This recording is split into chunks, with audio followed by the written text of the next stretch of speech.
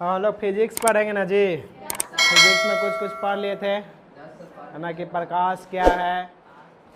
फिर उसमें पढ़े थे दर्पण के बारे में, है ना।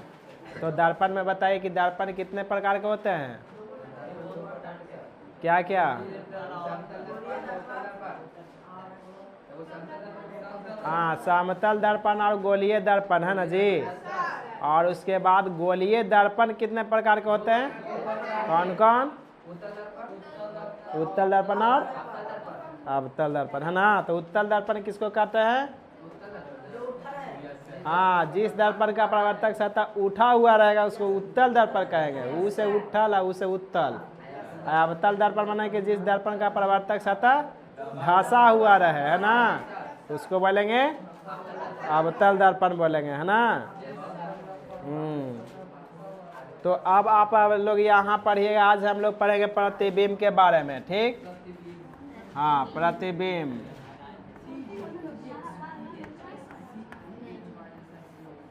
फिजिक्स में हम लोग पढ़ रहे थे क्या, आज पार्ट 3 पढ़ना है ना। हाँ, पार्ट 3 में हम लोग आज पढ़ेंगे प्रतिबिंब के बारे में। प्रतिबिंब,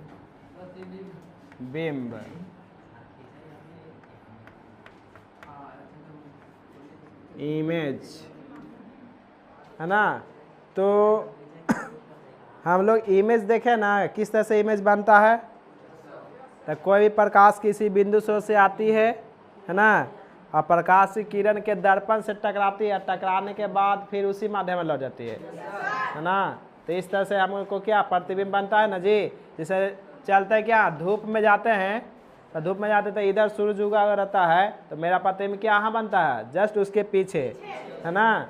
तो ऐसा भी कभी कभी क्वेश्चन आ जाता है कि अगर हम लोग सूरज अगर पूरब दिशा में है तो मेरा प्रतिबिंब किस दिशा में बनेगा, पश्चिम दिशा में बनेगा। अगर सूर्य दक्षिण दिशा में उगा हुआ है तो मेरा प्रतिबिंब किस साइड में बनेगा, उत्तर। लेकिन बीचों बीच अगर रहेगा तो मेरा प्रतिबिंब क्या बनेगा, कॉर्नर पर, यानी कि नॉर्थ और साउथ, वेस्ट, यानी कि पश्चिम और उत्तर के बीचों बीच बनता है। कभी कभी ऐसा होता है कि डायरेक्शन इस तरह का भी बिंब प्रतिबिंब बनेगा, जैसे इस तरह का है, ठीक। अगर सूर्य यहाँ पर इस तरह से बना हुआ है, तो अगर सूर्य इस कॉर्नर पर आ गया है तो मेरा प्रतिबिंब जस्ट इसके तिरछे जाता है ना। तो ये इसके क्या हो जाएगा, नॉर्थ और ईस्ट इधर हो जाएगा, एन वेस्ट हो जाएगा, एन साउथ हो जाएगा, है ना। तो इस तरह से प्रतिबिंब भी बनती है। तो हम लोग इसके बारे में आज हम लोग पढ़ेंगे। चलिए, तो प्रतिबिंब लिखिए और इसके बारे में कुछ डिफिनेशन लिखिए। लिखिए, किसी बिंदु स्रोत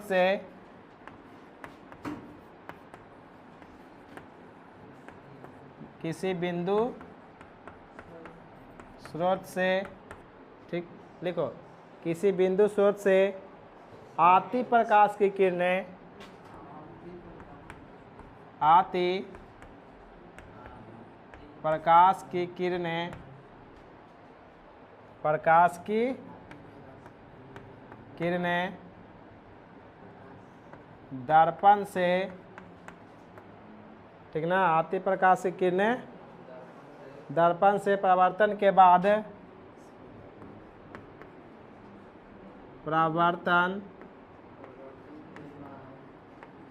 बाद, ठीक, किसी बिंदु स्रोत से आती प्रकाश की किरणें दर्पण से परावर्तन के बाद, लिखो, जिस बिंदु पर मिलती है के बाद, जिस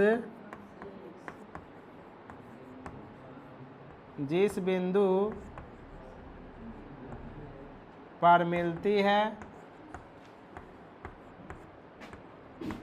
या मिलती हुई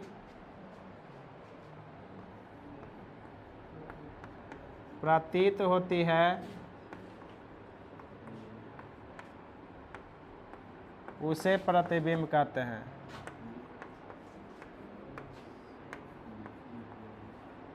ठीक ना, उसे क्या कहेंगे, प्रतिबिंब कहते हैं। तो ये याद रखना है आपको कि किसी बिंदु स्रोत से आती प्रकाश की किरणें दर्पण से परावर्तन के बाद, ठीक, दर्पण में टकराए उसके बाद परावर्तन के बाद जिस बिंदु पर मिलती है या मिलती हुई प्रतीत होती है, जैसे लग रहा है कि मिल रहा है उसमें, है ना, तो उस तरह के जो बिंदु होते हैं उस तरह से प्रतीत होती है तो उसे क्या कहते हैं? प्रतिबिंब, उसे प्रतिबिंब कहते हैं। समझ गए? अब इसमें क्या होता है कि पॉइंट्स आता है कि प्रतिबिंब कितने प्रकार के होते हैं। तो पॉइंट्स में याद रखना कि प्रतिबिंब 2 प्रकार के होते हैं। प्रतिबिंब कितने प्रकार के होते हैं? 2 प्रकार के होते हैं। एक वास्तविक प्रतिबिंब, एक काल्पनिक प्रतिबिंब। यानी कि एक हो गया रियल प्रतिबिंब इमेज बनेगा, एक इन्फिनिट, है ना, इन्फिनाइट इमेज बनेगा, यानी आभासी प्रतिबिंब बनेगा। तो पहला हम लोग जो यहाँ लिखेंगे वास्तविक प्रतिबिंब।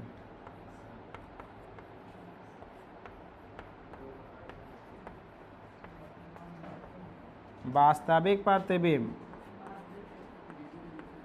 Real image.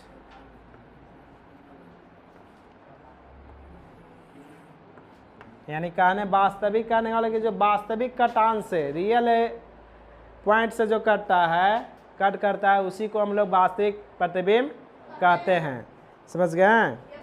हाँ, तो लिखिए इसके बारे में कुछ पॉइंट्स लिखिए। किसी बिंदु स्रोत से आती प्रकाश की किरणें,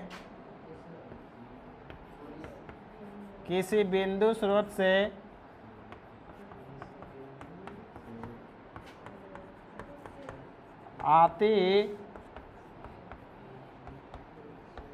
आती प्रकाश की किरणें,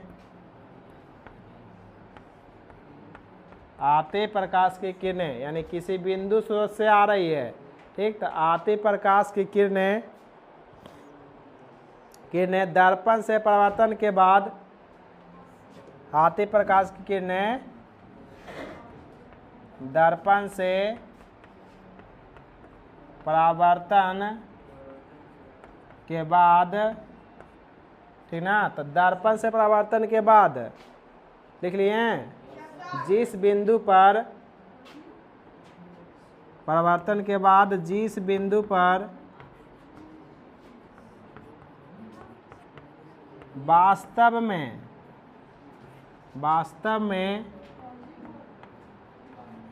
मिलती है ना, वास्तव में मिलती है, उसे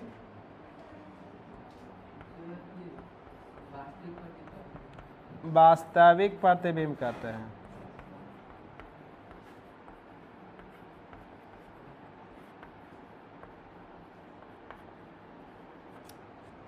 तो यही आपका रियल इमेज हो गया कि किसी बिंदु स्रोत से चलकर प्रकाश की किरणें दर्पण से परावर्तन के बाद जिस बिंदु पर मिलती है या मिलती हुई प्रतीत होती है, या जिस बिंदु पर वास्तव में मिलती है, हम रियलिटी, जो रियल इमेज है तो रियल में मिलती है, उसे क्या कहेंगे?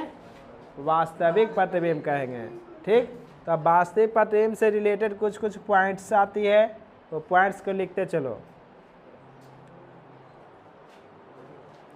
लिखो वास्तविक प्रतिबिंब को इसे लिखो ना जी। वास्तविक प्रतिबिंब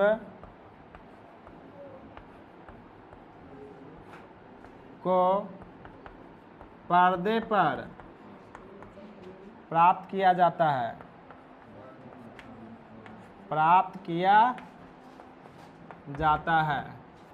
वास्तविक प्रतिबिंब को पर्दे पर प्राप्त किया जाता है। लिख लिए हैं? आगे लिखिए वास्तविक प्रतिबिंब वास्तविक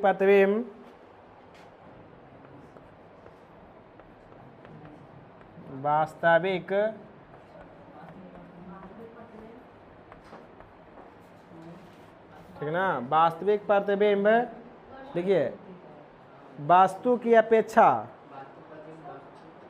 वास्तविक प्रतिबिंब वास्तु की अपेक्षा, हाँ, वास्तविक प्रतिबिंब वास्तु की अपेक्षा सीधा होता है। वास्तु की अपेक्षा सीधा होता है।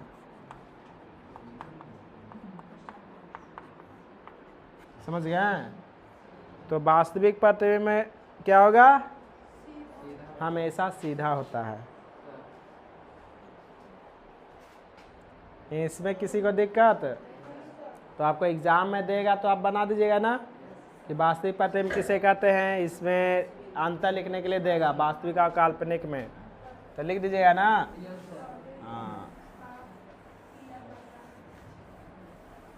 चलिए अब एक आता है आपको यहाँ पर ही रियल इमेज के बाद एक आता है काल्पनिक प्रतिबिंब। क्या आएगा? काल्पनिक प्रतिबिंब, उसको बोलते हैं वर्चुअल इमेज। दूसरा आपका हो गया काल्पनिक। काल्पनिक प्रतिबिंब, इसको बोलते हैं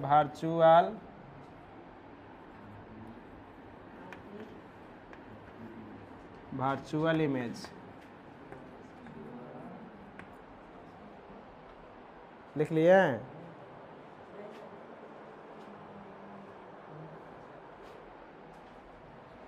वर्चुअल VIR होता है, वर्चुअल इमेज। काल्पनिक प्रतिबिंब का एक दूसरा भी नाम कोई बोला जाता है इसमें क्या चीज़ कि आभासी प्रतिबिंब। आभासी प्रतिबिंब के भी नाम से जाना जाता है काल्पनिक प्रतिबिंब को। वर्चुअल इमेज रहता है उसको आभासी प्रतिबिंब भी बोलते हैं। चलिए लिखिए इसमें, किसी बिंदु से आती प्रकाश की किरणें, सब सेम है, थोड़ा सा अंतर लिखे हैं डेफिनेशन, वही चीज लिखिए ना। किसी बिंदु से आती प्रकाश की किरणें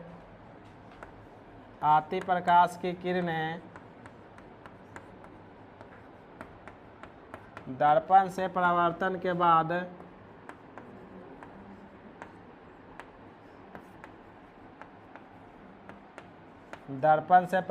के बाद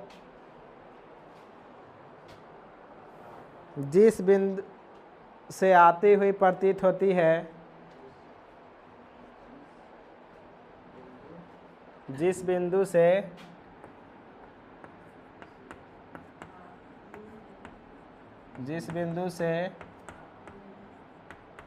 आती हुई प्रतीत होती है,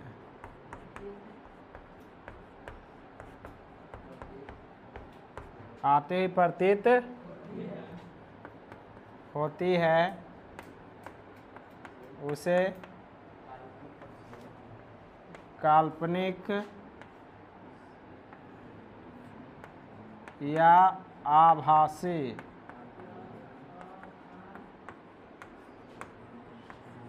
प्रतिबिंब कहते हैं।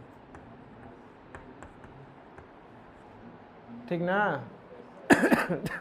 तो आपको याद रखना है कि किसी बिंदु से आती प्रकाश की किरणें दर्पण से परावर्तन के बाद जिस बिंदु पर, ठीक ना, आती हुई प्रतीत हो, यानी कि आती हुई प्रतीत हो रही है, यानी कि उसमें पता नहीं चल रहा, प्रतीत हो रहा, तो उसको हम क्या कहेंगे? काल्पनिक प्रतिबिंब। जिस बिंदु पर वास्तव में मिलती है, इसमें वास्तव में मिलती है, उसको हम बोलते हैं वास्तविक प्रतिबिंब। आती हुई प्रतीत होती है, उसको काल्पनिक प्रतिबिंब बोलेंगे। समझ गए? किन्हीं को दिक्कत? हाँ, ना दिक्कत है ना जी। चलिए आगे पॉइंट्स में लिखिए। आभासी प्रतिबिंब को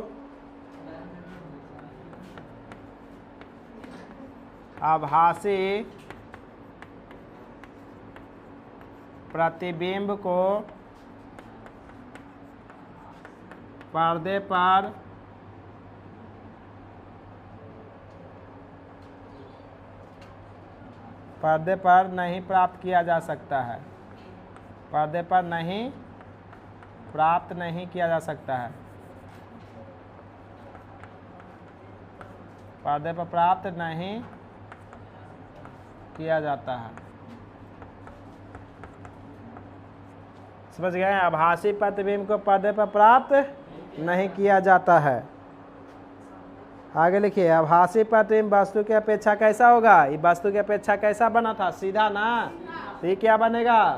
हाँ, तो आभासी प्रतिबिंब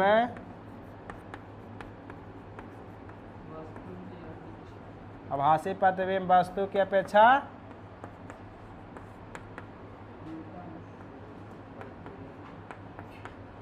उल्टा होता है। तो ये सब क्या होगा? उल्टा होता है। समझ गए?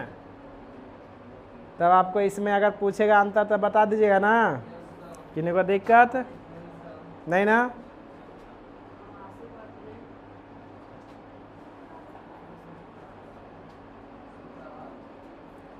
चलिए लिख लिए हैं। अब देखिए कुछ कुछ पॉइंट से और भी होती है वास्तविक प्रतिबिंब में। ठीक, अब इसमें अंतर लिखने के लिए देगा तो आप लोग इसमें अंतर लिखिएगा। समझ गए? ऐसे हम आप लोग को दो चीज़ बता दे। देखिए, काल्पनिक प्रतिबिंब में अंतर अगर लिखने के लिए बात आएगा कि वास्तविक प्रतिबिंब और काल्पनिक प्रतिबिंब में अंतर लिखे, एग्जाम में देगा। ठीक, तो वास्तविक प्रतिबिंब में सीधा बोलें कि वास्तविक प्रतिबिंब वास्तविक कटान से बनता है। पहला पॉइंट हो गया वास्तविक में। फिर क्या होगा? वास्तविक प्रतिबिंब है को पर्दे पर प्राप्त करते हैं। वास्तविक प्रतिबिंब हमेशा सीधा बनाता है। ठीक ना? और वास्तविक प्रतिबिंब क्या होता है कि दर्पण के सामने होता है। वास्तविक प्रतिबिंब दर्पण के सामने होगा, यानी रियल इमेज नहीं बना रहा है जी, जैसा व्यक्ति है वैसा ही दिखा रहा है ना, तो वो क्या होगा? दर्पण के सामने होता है। समझ गए? तो ये 4 पॉइंट्स आप लोग को याद रहेगा ना। काल्पनिक प्रतिबिंब में क्या होगा कि जिस भी प्रतिबिंब में काल्पनिक कटान से बनता है। समझ गए? कि यह किरणों के काल्पनिक कटान, ये भी बोल सकते हैं कि यह किरणों के काल्पनिक कटान से बनता है। दूसरा हो गया क्या जी कि इसे पर्दे पर प्राप्त नहीं किया जा सकता है। काल्पनिक प्रतिबिंब को पर्दे पर प्राप्त कर सकते हैं? नहीं। फिर काल्पनिक प्रतिबिंब में हमेशा कैसा प्रतिबिंब बनेगा? सीधा प्रतिबिंब बनेगा। फिर ये क्या होगा? ये काल्पनिक प्रतिबिंब बनता है, लेकिन ये इसमें क्या बताए थे कि इसमें दर्पण के सामने होता है, लेकिन ये क्या होगा कि दर्पण के पीछे बनेगा। काल्पनिक प्रतिबिंब जो भी रहेगा बउआ वो क्या होता है? जैसे ये दर्पण है ना, तो दर्पण है तो इस तरह का ऐसे है, तो प्रतिबिंब अगर हम यहाँ से इस तरह से गुजार रहे हैं तो यहाँ तक जाएगा, लेकिन यहाँ से क्या होगा? काल्पनिक बनेगा, यानी कि दर्पण के पीछे बढ़ रहा है। समझ गए? अगर दर्पण के पीछे बनेगा तो काल्पनिक प्रतिबिंब है, दर्पण के यानी कि सामने बनेगा उसको वास्तविक प्रतिबिंब बोलेंगे। ये भी तो क्वेश्चन कर सकता है ना कि दर्पण के पीछे बनने वाले प्रतिबिंब को क्या कहते हैं? काल्पनिक। दर्पण के सामने जो प्रतिबिंब बन रहा है उसको वास्तविक। समझ गए? तो इतने सारे पॉइंट्स आपको आएंगे, लिखने के लिए लिख दीजिएगा ना। चलिए ठीक है। अब आगे आप देखिए कुछ क्वेश्चन उतार लिए ना। अब इसमें एक आता है समतल दर्पण। हम लोग अभी दर्पण पढ़ रहे थे, उसमें कुछ कुछ दर्पण पढ़ लिए थे। अब इसमें आपको आता है दर्पण में, लिखिए क्वेश्चन लिखिए तो लिखिए लिखिए समतल दर्पण द्वारा बने प्रतिबिंब, लिखो ना रे, क्वेश्चन है। समतल दर्पण द्वारा बने प्रतिबिंब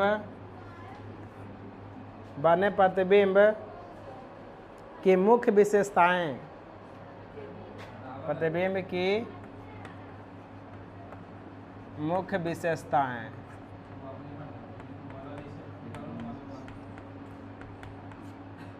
मुख्य विशेषताएं तो देखो, समतल दर्पण द्वारा बने प्रतिबिंब की मुख्य विशेषताएं, ये आता है आपको 3 नंबर में लिखने के लिए कि समतल दर्पण के 4-5 गो गुण लिखिए। समझ गए? प्रॉपर्टी लिखिए, तो आपको लिखना पड़ेगा इसमें। ठीक, तो लिखिए, इसका आंसर लिखिए। आंसर लिखिए, समतल दर्पण द्वारा बने प्रतिबिंब की मुख्य लिखिए, समतल दर्पण द्वारा बने प्रतिबिंब की निम्न विशेषता है। समतल दर्पण द्वारा बने प्रतिबिंब, समतल दर्पण द्वारा बने प्रतिबिंब की निम्न विशेषता है। निम्न लिखित भी हो सकता है, निम्न भी हो सकता है। निम्न विशेषता है, निम्न विशेषता है। पहला लिखिए, प्रतिबिंब दर्पण से पीछे बनता है। इसमें जो प्रतिबिंब बनेगा, प्रतिबिंब दर्पण से पीछे बनता है।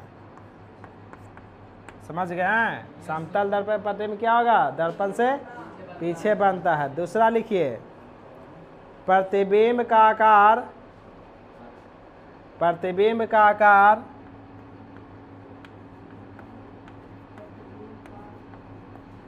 प्रतिबिंब का आकार वस्तु के आकार के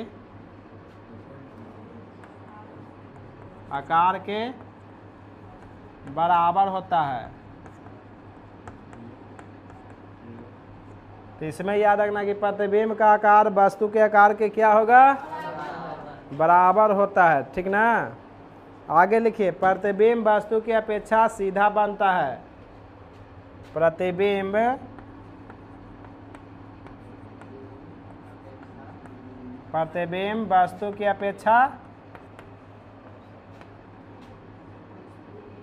वस्तु की अपेक्षा सीधा बनता है। समझ गए हैं? तो प्रतिबिंब वस्तु की अपेक्षा कैसा बनेगा? सीधा बनता है। आगे लिखिए, प्रतिबिंब पार्श्विक रूप से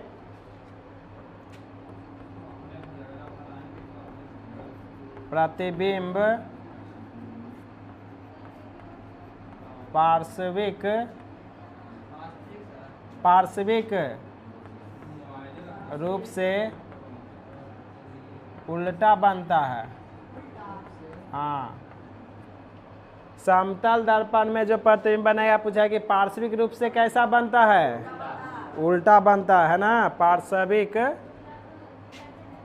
या स है, ठीक? पार्श्विक रूप से क्या बनेगा? उल्टा बनता है। लिख लिए? आगे लिखिए, प्रतिबिंब आभासी होता है। नेक्स्ट लिखिए, चौथा में प्रतिबिंब आभासी होता है। प्रतिबिंब आभासी होता है। इसमें जो प्रतिबिंब बना कैसा होगा? प्रतिबिंब आभासी होता है। तो तुम बताओ कि प्रतिबिंब आभासी होगा तो पर्दे पर प्राप्त कर सकते हैं? नहीं। तो इसमें लिख सकते हैं, अतः पर्दे पर प्राप्त नहीं होता है। जब आभासी होगा तब पर्दे पर प्राप्त नहीं होगा। पर एक छठा पॉइंट है कि प्रतिबिंब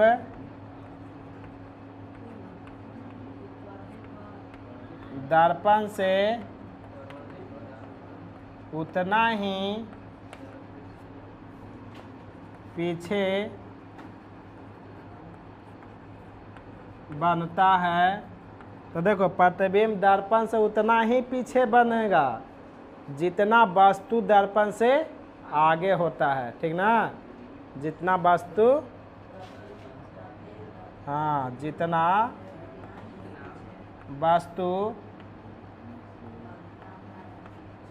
दर्पण से पीछे होता है, दर्पण से आगे होता है।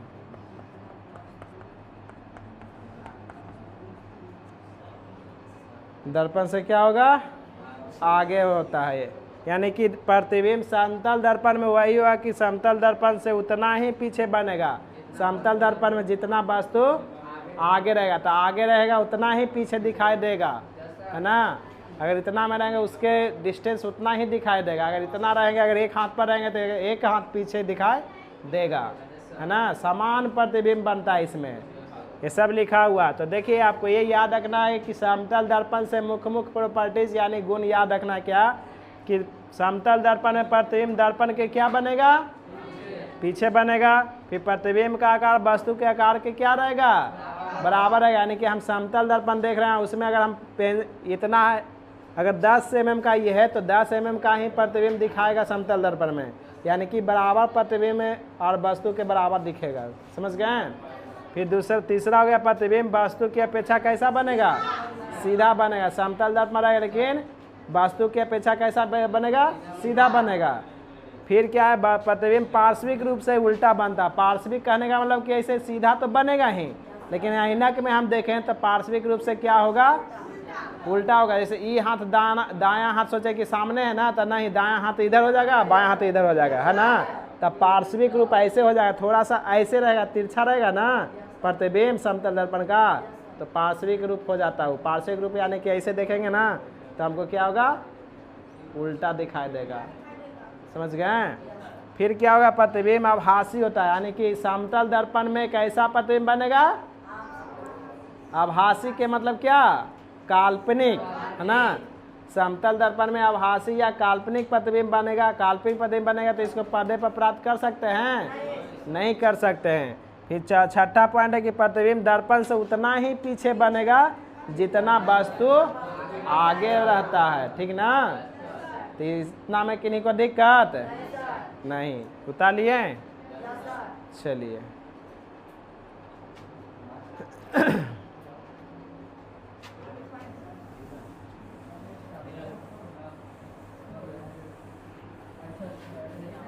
चलिए एक और बच गया है, लिखिए क्वेश्चन। दर्पण के फोकस और फोकस दूरी से आप क्या समझते हैं। क्वेश्चन है कि दर्पण के फोकस और फोकस दूरी, फोकस दूरी से आप क्या समझते हैं।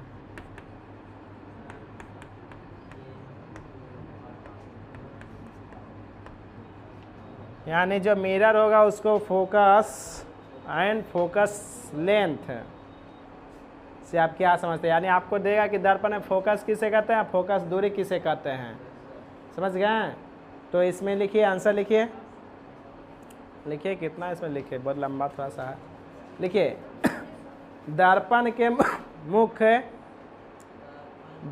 मुख्य अक्ष के समानांतर, दर्पण के मुख्य अक्ष के समानांतर,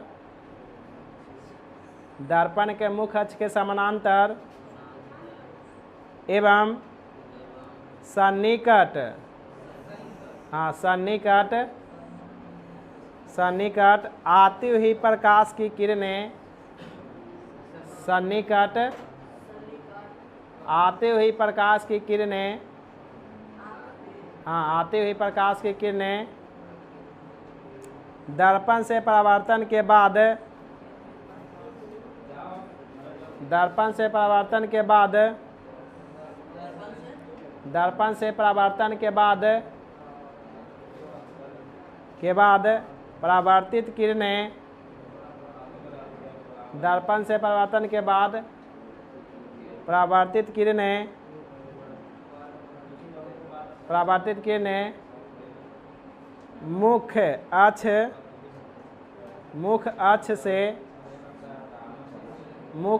से जिस बिंदु पर मिलती है, हाँ मुख्य अक्ष से जिस बिंदु पर मिलती है या मिलती हुई प्रतीत होती है, या मिलती हुई प्रतीत होती है, या मिलती हुई प्रतीत होती है, उसे दर्पण का फोकस कहा जाता है, उसे दर्पण का फोकस कहा जाता है, उसे दर्पण का फोकस कहा जाता है। पैराग्राफ चेंज करके लिखना, जहाँ लिखा उसके नीचे से, उसे दर्पण का फोकस कहा जाता है। पैराग्राफ चेंज करके लिखिए। अर्थात दर्पण के ध्रुव एवं दर्पण के ध्रुव पोल, दर्पण के ध्रुव एवं फोकस के बीच की दूरी, दर्पण के ध्रुव एवं फोकस के बीच की दूरी को फोकसांतर या फोकस दूरी कहते हैं, या बीच की दूरी को फोकसांतर, हाँ फोकसांतर, बीच की दूरी को फोकसांतर या फोकस दूरी कहते हैं, फोकसांतर या फोकस दूरी कहते हैं। समझ गए? लिख लिए? एक आपको आता है एक आवर्धन,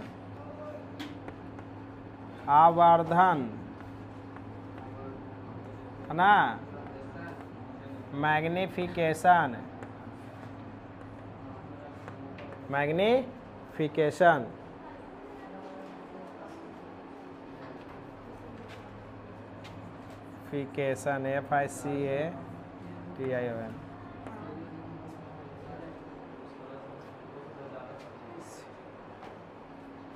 लिख लिए मैग्निफिकेशन, तिरछा लिखा जाता है जी।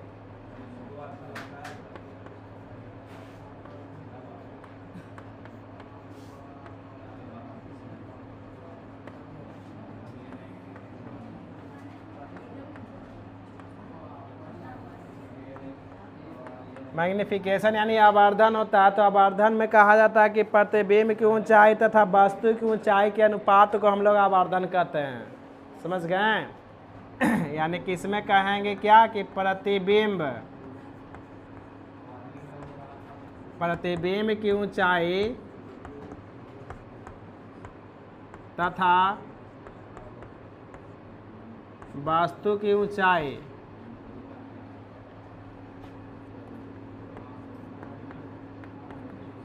के अनुपात को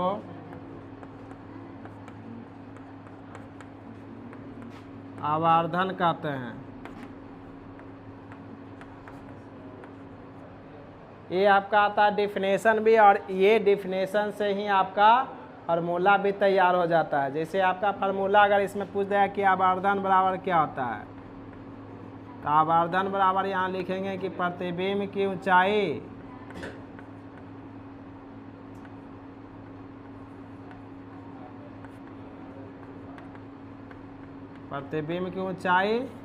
बटा वस्तु की ऊंचाई। समझ गए? अब इसी को डिनोट किया जाएगा तो छोटा m से, और प्रतिबिंब की ऊंचाई को HI और HO, HI और HO।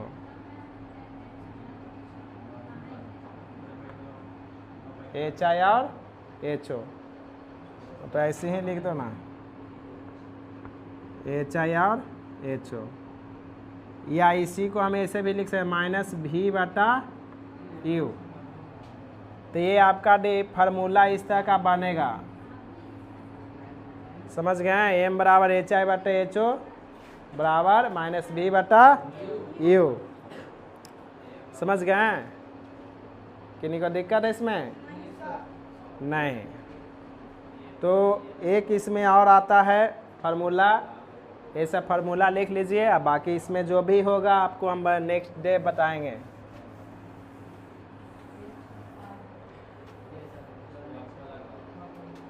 क्या हुआ? M बराबर HI/HO बराबर -V/U। ठीक। अब देखिए कुछ कुछ फार्मूले होते हैं इसमें। पहला हो गया इसमें, आप देखिए एक आता है इसमें दर्पण सूत्र आता है, एग्जाम में पूछता है। कि दर्पण सूत्र बड़ा फार्मूला बोलो तो A1/F बराबर होता है, बताओ क्या होता है, 1/F बराबर 1/V प्लस 1/U। ये आपका हो गया दर्पण सूत्र बाबू, समझ गए हैं। तो ये दर्पण सूत्र हो गया 1/F बराबर 1/V प्लस 1/U। अब क्या होता है कि इसमें कुछ कुछ बातें रहती है कि निकालने की बात होगा कि अगर भी निकालना है U निकालना है तो आप लोग थोड़ा सा गुना भागा करने में गलत कर देते हैं।